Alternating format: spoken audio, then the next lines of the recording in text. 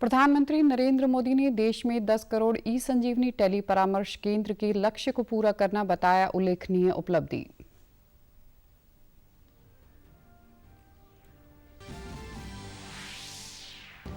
केंद्रीय वित्त मंत्री ने कहा कि आर्थिक विकास दर को बनाए रखने में केंद्रीय बजट 2023-24 है सहायक।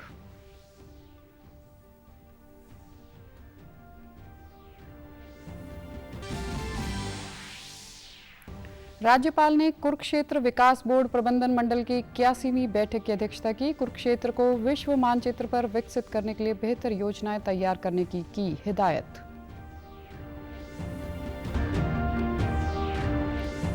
और प्रदेश के कृषि मंत्री ने कहा कि सरकार ने किसान हितैषी फैसले लेते हुए अनेक योजनाएं की लागू, बिजली और नहरी पानी जैसी सुविधाओं में की बढ़ोतरी। नमस्कार, मैं हूं आरजू। अब समाचार विस्तार से। केंद्र सरकार की निशुल्क टेलीमेडिसिन सेवा ई संजीवनी द्वारा 10 करोड़ से अधिक लाभार्थियों को दूरसंचार परामर्श सेवा उपलब्ध करवाकर सरकार ने एक और उपलब्धि प्राप्त की है। ई संजीवनी आयुष्मान भारत स्वास्थ्य और कल्याण केंद्र एक डॉक्टर से दूसरे डॉक्टर के बीच टेलीमेडिसिन सेवा है, जो ग्रामीण क्षेत्रों में समान और विशेष प्रकार की सेवा उपलब्ध करा रहे हैं। केंद्रीय स्वास्थ्य मंत्री डॉक्टर मनसुख मांडविया ने कहा कि संजीवनी लाभार्थियों में 57% से अधिक महिलाएं हैं और लगभग 12% लाभार्थी वरिष्ठ नागरिक हैं।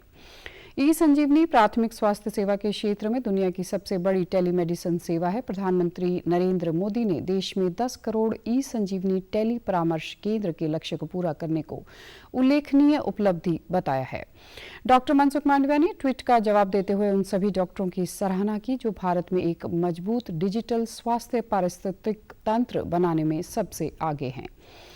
केंद्रीय वित्त मंत्री निर्मला सीतारमण ने कहा कि केंद्रीय बजट 2023-24 ने यह सुनिश्चित कर दिया है कि अर्थव्यवस्था ने जो विकास गति पहले से हासिल कर रखी है वह रुकने न पाए। उन्होंने आज भुवनेश्वर में हितधारकों के साथ बजट के बाद की चर्चा में भाग लेते हुए यह विचार रखे। वित्त मंत्री ने कहा कि विकास की गति बनाए रखने के उद्देश्य से बजट में न केवल पूंजीगत व्यय के लिए 10 लाख करोड़ रुपए का आवंटन किया गया है, बल्कि राज्यों को पूंजीगत संपत्ति बनाने में अधिक धन आवंटित करने पर भी बल दिया गया है। भारत की विकास यात्रा में पिछड़े और वंचित वर्गों को शामिल करने पर जोर दिया गया है।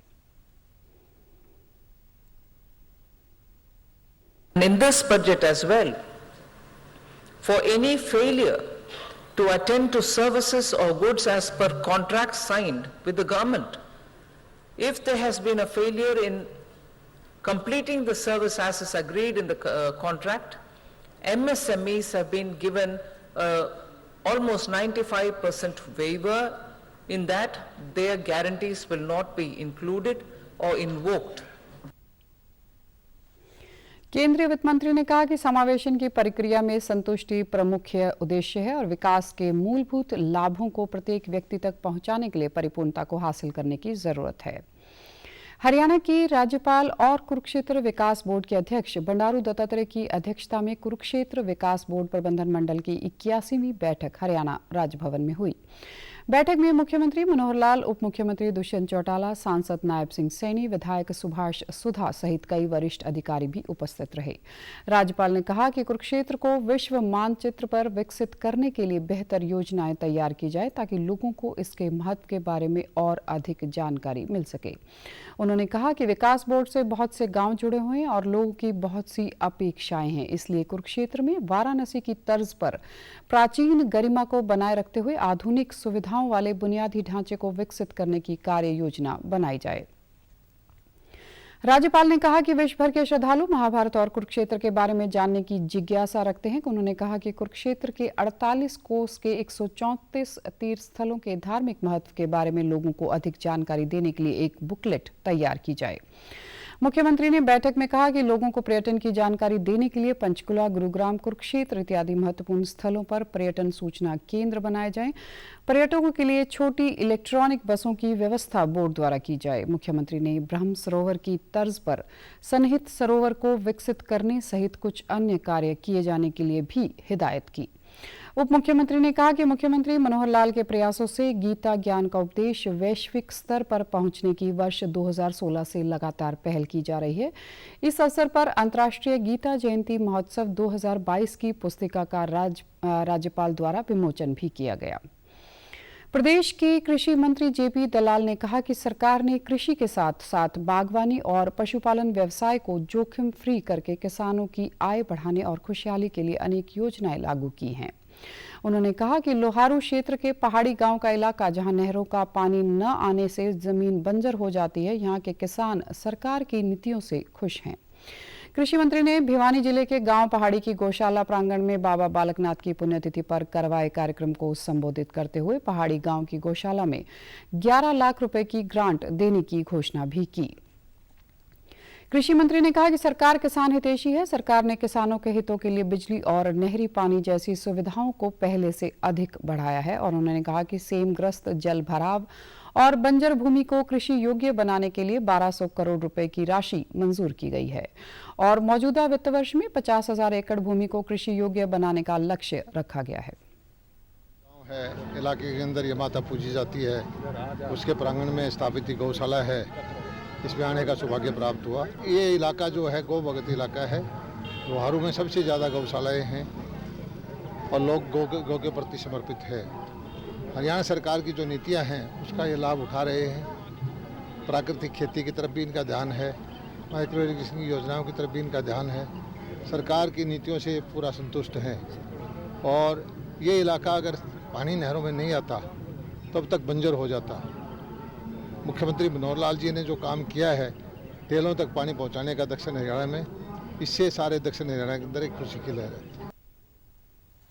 उन्होंने कहा कि जिला भिवानी के लिए 50 करोड़ की राशि दी गई है, जिससे जहां भी खेतों में जलभराव व सेम की समस्या बनती है उसको दूर करके उस भूमि को खेती योग्य बनाया जाएगा। सरकार ने गन्ने, धान, कपास, गेहूं व सरसों के रेट बढ़ाए और किसानों को एमएसपी से भी अधिक भाव मिल रहे हैं। कृषि मंत्री ने किसानों से आह्वान किया कि वे परंपरागत खेती की बजाय सब्जी, फल, फूल, बागवानी उत्पादन जैसे व्यवसाय को अपनाएं ताकि उनकी आय में वृद्धि हो सके। भारतीय विशिष्ट पहचान प्राधिकरण के निर्देशानुसार पलवल जिला प्रशासन ने 10 साल पुराने आधार कार्ड को अपडेट करने की प्रक्रिया आरंभ कर दी गई है।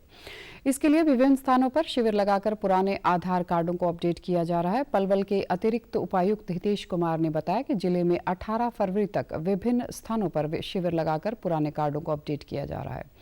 अतिरिक्त उपायुक्त ने बताया कि सीएससी संचालकों को आधार कार्ड के दस्तावेज पोर्टल पर अपलोड करने के निर्देश दिए गए हैं। उन्होंने लोगों से आह्वान किया है कि वे अपने 10 साल पुराने आधार को शीघ्र अपडेट करवाएं। आधार को अपडेट करने से लोगों को अनेक सुविधाओं का लाभ मिलेगा।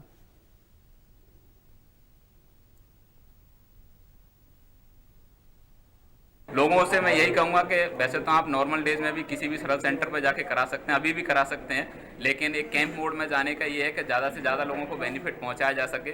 तो हमने जो भी जहाँ पे ज़्यादा पब्लिक डेली बेसिस पे आती है सरकारी डिपार्टमेंट्सों में, वहाँ पे कैंप मोड में गए हैं। Other than that normal CSC centres पे जाके भी अपडेट कराया जा सकता है। तो लोगों से यही अनुरोध है, ज़्यादा से ज़्यादा इस कैंप का बेनिफिट उठाएँ। 16, 17 एंड 18 3 दिन ज़्यादा से ज़्यादा लोग आएँ। और मैं आपके माध्यम से एक और अनुरोध करूँगा, 20 से 27 हम दिव्यांगजन भाई बहनों के लिए उनके यूडीआईडी कार्ड के लिए भी कैंप लगा रहे हैं, जिसमें 20 से 21 होडल लगेगा, 22 से 23 आपका पलवल लगेगा और 24-25 हथीन लगेगा। ये तीनों सिविल हॉस्पिटल्स में लगेंगे।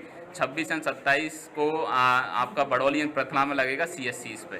तो इसका भी ज़्यादा से ज़्यादा दिव्यांगजन भाई आएँ और यूडीआईडी कार्ड बनवाएं। अतिरिक्त उपायुक्त ने बताया कि सरकार की ओर से जिले में दिव्यांग व्यक्तियों के यूआईडी कार्ड बनवाए जाने के लिए जिले में विभिन्न 5 स्थानों पर आगामी 20 से 27 फरवरी तक प्रातः 10 बजे से सायं 5 बजे तक विशेष शिविर भी लगाए जाएंगे। आधार अपडेट करवाने वाले लाभार्थियों ने बताया कि सरकार द्वारा आधार कार्ड अपडेट करने की प्रक्रिया सराहनीय है और उन्होंने अपना आधार कार्ड अपडेट करवा लिया है ताकि उन्हें सरकारी योजनाओं का लाभ सुचारू रूप से मिल सके।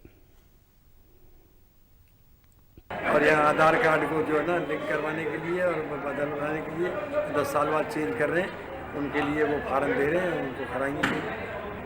वो ये है कि भाई जो कोई रजिस्ट्री वगैरह कराए, कोई ज़मीन लेन देन हो या कहीं जो बैंक में आधार कार्ड लिंक हो, तो सब चीज़ अपडेट हो जाएगी। आज मैंने यहाँ पे आके अपना फ़ोटो चेंज कराया, नंबर चेंज कराया और डेट ऑफ बर्थ है, जो सरकारी लाभ मुझे मिल सके।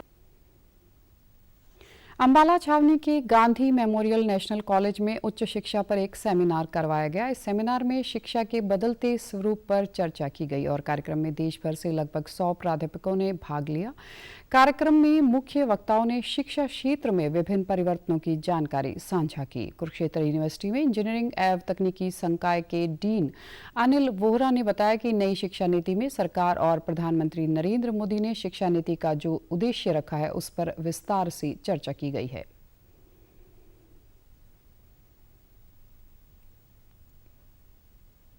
नई एजुकेशन पॉलिसी है, जो नई एजुकेशन शुरू करेंगे हम 2020 पॉलिसी के अंडर, उसमें स्टूडेंट्स को ट्रेनिंग दी जाएगी अलग अलग सब्जेक्ट्स में। उसमें स्टूडेंट्स हैं multi disciplinary type of subjects पढ़ेंगे, जिसमें ये नहीं है कि सिर्फ एक ही सब्जेक्ट पढ़ लिया, उसमें कई सब्जेक्ट्स इकट्ठे पढ़े जाएंगे।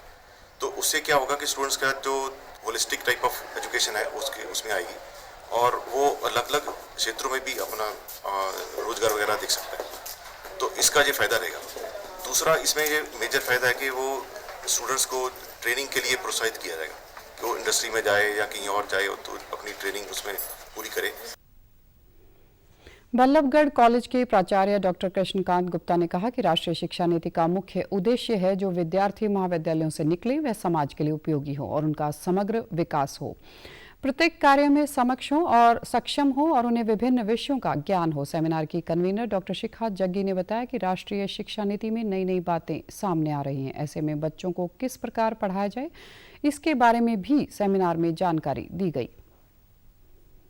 राष्ट्रीय शिक्षा नीति का पदार्पण देश में हो चुका है और राष्ट्रीय शिक्षा नीति का जो मुख्य उद्देश्य है वो यही है कि जो विद्यार्थी शिक्षण महाविद्यालयों और विश्वविद्यालयों से निकलें वो समाज के लिए उपयोगी हों, उन पर केवल किताबी ज्ञान ना हो जबकि उनका समग्र विकास हो, जिसमें वो मानसिक रूप से, आध्यात्मिक रूप से, नैतिक रूप से भी सक्षम हो, उनको एनवायरनमेंट का भी ज्ञान हो, उनको उद्यमिता का भी ज्ञान हो और वो एक सफल इंसान बन सकें।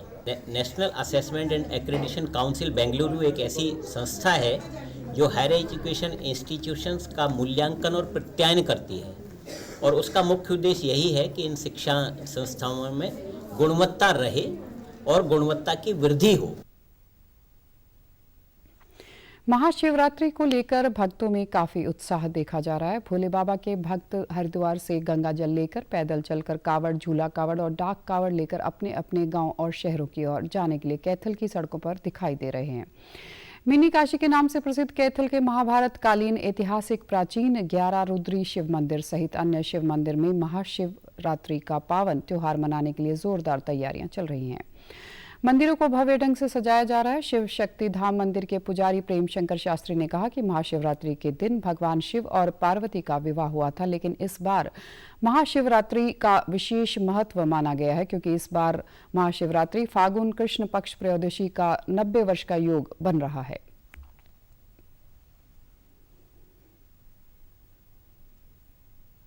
शास्त्रों में ऐसा वर्णन है कि जो महाशिवरात्रि आती है भगवान शिव जी का विवाह, भगवान शंकर जी का विवाह है। तो यहाँ भी हमने शिव शक्ति धाम मंदिर में शिव गौरा रात्रि जागरण भी रखा हुआ है और चारों प्रहर की पूजा का भी आयोजन मंदिर तरफ से किया जाएगा। कि महाशिवरात्रि फाल्गुन कृष्ण पक्ष त्रयोदशी अब की बार 90 वर्ष का जो योग है बन रहा है और उसमें द्वादशी, त्रयोदशी और शिवरात्रि मतलब शनि प्रदोष व्रत भी है। हरिद्वार से गंगाजल लेकर आने वाले कावड़ियों ने कहा कि भोले बाबा की कृपा से वह पिछले कई वर्षों से कावड़ लेकर आ रहे हैं और भोले बाबा से परिवार की सुख समृद्धि के साथ साथ हरियाणा प्रदेश, देश और पूरे विश्व में सुख शांति की कामना करते हैं। मैं हरिद्वार से भी कावड़ लाया हूं और 14-15 कावड़ मेरी गौमुख से भी हो गई है। मैं अपने घर की, अपने प्रदेश की, अपने गांव की, अपने शहर की और सभी जितने भी भगत हैं सबकी सुख शांति के लिए भगवान भोलेनाथ से प्रार्थना करता हूँ कि सबको सुख शांति दे। शिव भोले बाबा की अब की बार 27 में कावड़ लेके आया और कावड़ लाने का मतलब ये होता है कि सुख शांति समृद्धि के लिए लाते हैं। सुख शांति समृद्धि दे, बुद्धि दे, बल दे। और बाबा जी महाराज जो भी हम बाबा जी से प्रार्थना करते हैं वो मनोकामना पूर्ण होती है। समाचारों में आज इतना ही। नमस्कार।